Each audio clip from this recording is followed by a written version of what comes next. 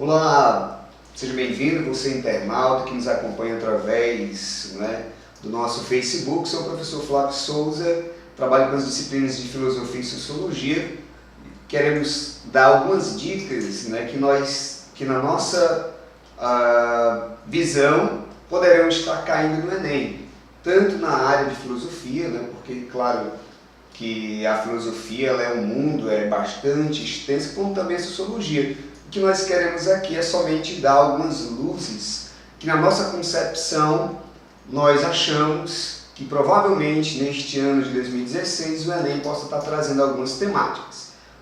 É muito recorrente no Enem, todos os anos, desde 2009, eles trazem sempre temas relacionados à política, temas relacionados à ética, à cultura, aos iluministas, os pensadores iluministas, trazendo também dos iluministas alguma visão em relação ao contratualismo.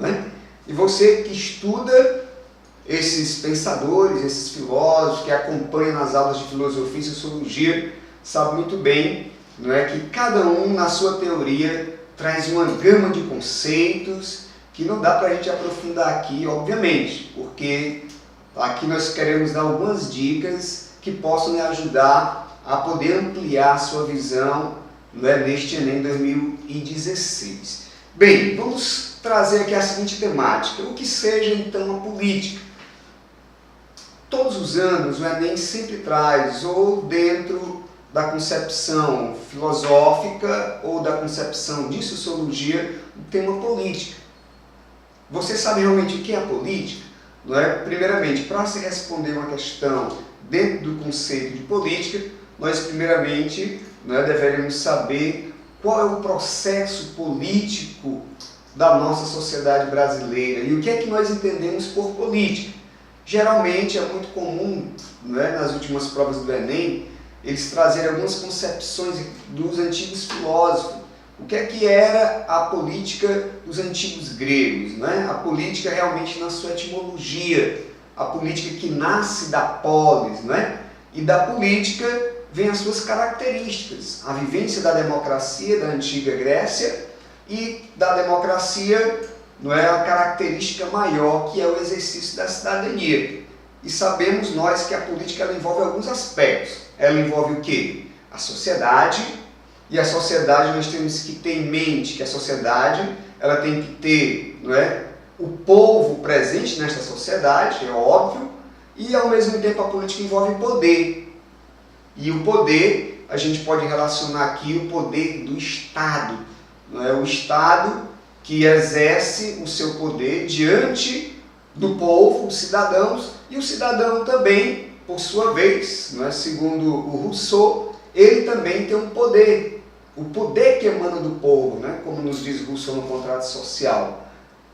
Porém, a concepção de política que muitas vezes nós temos é uma visão muito limitada. A política nossa, que é a nossa democracia hoje, a democracia indireta, é diferente dos gregos antigos, que é a democracia direta, Nós, de certo modo, a nossa forma de governo, e aí é outro aspecto que também nós precisamos ter em mente, porque o poder Estado, esse Estado, ele tem algumas características, algumas formas onde ele exerce esse poder. Então, as formas diversas de governo. No nosso caso, nós temos um governo que é democrático.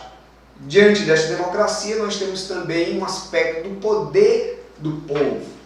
Em relação às questões que caem em política no Enem, é importante você observar que sempre eles querem que você tenha uma visão de criticidade acerca dessas questões.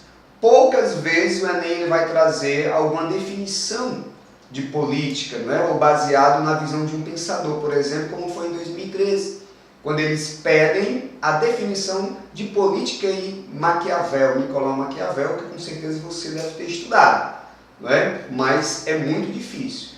Porém, principalmente nessa conjuntura política que nós estamos vivendo, o Enem vai buscar de você uma maior compreensão da tua criticidade.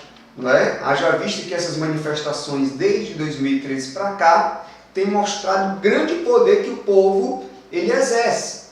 Não é à toa que recentemente nós tivemos o impeachment de um presidente, de uma presidente, não é? Então, a segunda vez que nós realizamos um processo de impeachment na nossa recém-democracia, não é? Onde a nossa Constituição promulgada em 1988, que traz, não é, que garante ao povo o seu poder de estar se manifestando, de estar lutando por seus direitos. Outra questão muito interessante em relação ao poder, não é? Trazendo essa visão da política. O poder sempre, em busca do poder, é uma visão muito de Nicolau Maquiavel. O poder pelo poder, não é? Querer se sobrepor ao povo, querer tomar o poder simplesmente para se mostrar ou para mostrar que exerce o poder diante do povo. Não é? Aquele poder que de certa forma é arbitrário, não é?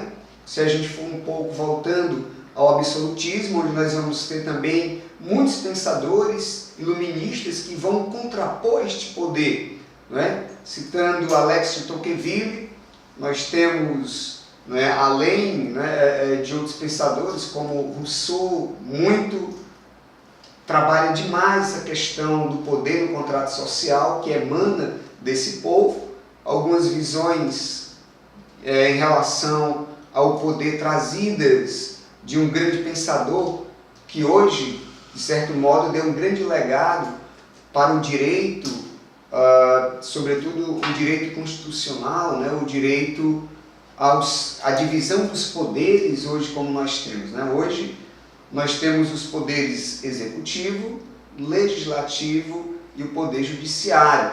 Acredito eu que possa cair algumas questões relacionadas a Montesquieu, até porque mesmo a gente está vendo na mídia muito presente os três poderes, e em alguns momentos os três poderes se relacionando, não é? Sobretudo o Supremo Tribunal Federal, não é? Como o Senado, como ao mesmo tempo também os poderes legislativos, tanto como os deputados federais que exercem esse poder de legisladores, como também o Senado que exerce esse poder. Então, poderá cair algumas questões relacionadas à divisão desses poderes. E sabemos nós que esses poderes eles se tornam independentes, na visão de Montesquieu, no espírito das leis, por conta, não é, de que nós queremos uma sociedade que possa contribuir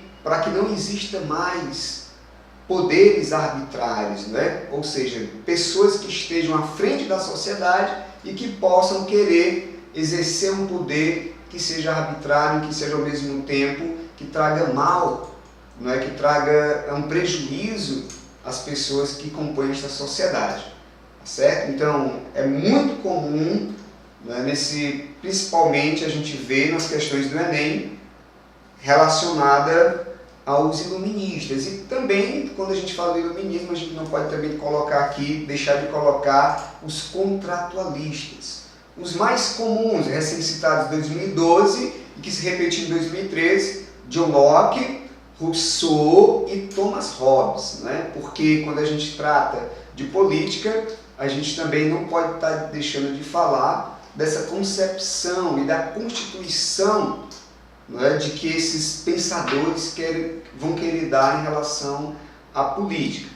Qual é uma visão de cada um deles, né? O que é que eles pretendiam em relação a essa compreensão de sociedade ou de governo?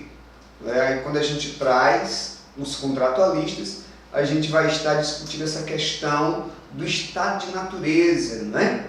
O justanaturalismo, ou seja, ver esse indivíduo como alguém que tem algumas características que são peculiares e que, de certa forma, dentro da sociedade, não é, essa questão natural do ser humano pode, ao mesmo tempo, contribuir ou, ao mesmo tempo, dificultar as relações sociais. Por isso que a palavra contratualismo seria esse contrato que os indivíduos, não é, iriam fazer juntamente ao poder do Estado, né, para que pudesse ter uma relação mais aprazível nessa constituição de sociedade. Rousseau tinha um pensamento sobre esse ser humano. Rousseau dizia que o homem nasce bom, a sociedade é que corrompe esse ser humano. Portanto, esse homem, na sua constituição, na sua natureza, Rousseau era muito romântico, né, em relação a isso. Claro que ele se baseava por algumas concepções religiosas, não é? Sobretudo do livro do Gênesis, em relação a essa característica do ser humano.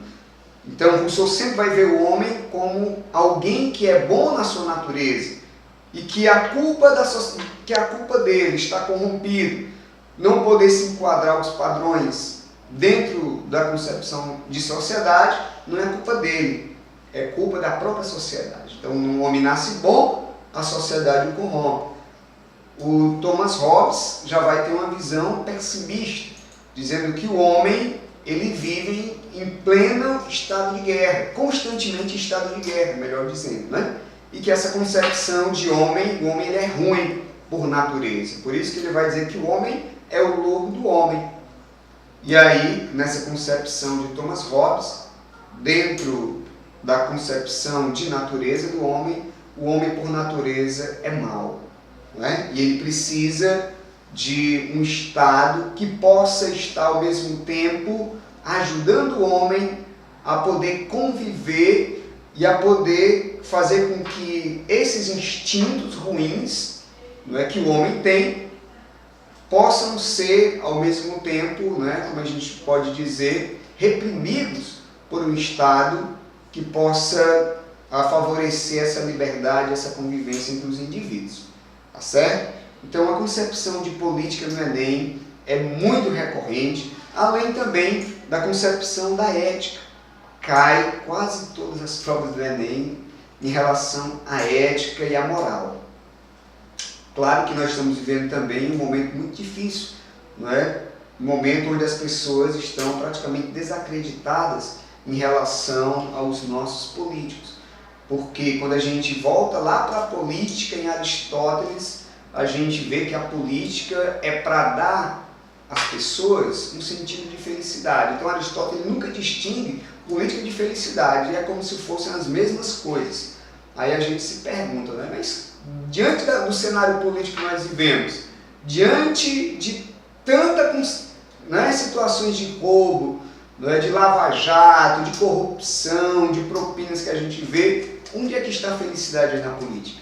Onde é que nós podemos dizer que a política ela deveria trazer para nós felicidade? Né? Obviamente, para Aristóteles, a ética seria o sentido de honradez desse homem. Né? Então, a ética seria uma prática cotidiana do homem. Então, o homem que entra na política, não é a política que faz com que o homem seja corrupto. É o homem que, na sua concepção cotidiana, é corrupto, não é? É imoral, e quando ele entra na política, ele realmente ele se mostra como ele é realmente. Tá bom? Então, a ética é sempre um tema recorrente. A moral, sabendo nós que a moral diz respeito aos nossos comportamentos, e a ética é sempre uma reflexão daquilo que nós fazemos. Eu quero só agradecer a você pela atenção, agradecer a nossa coordenação, a Suzy Darner, juntamente com a sua equipe, porque foi a partir dela que nós tivemos a oportunidade de estar levando a você algumas dicas em relação ao Enem. Muito obrigado.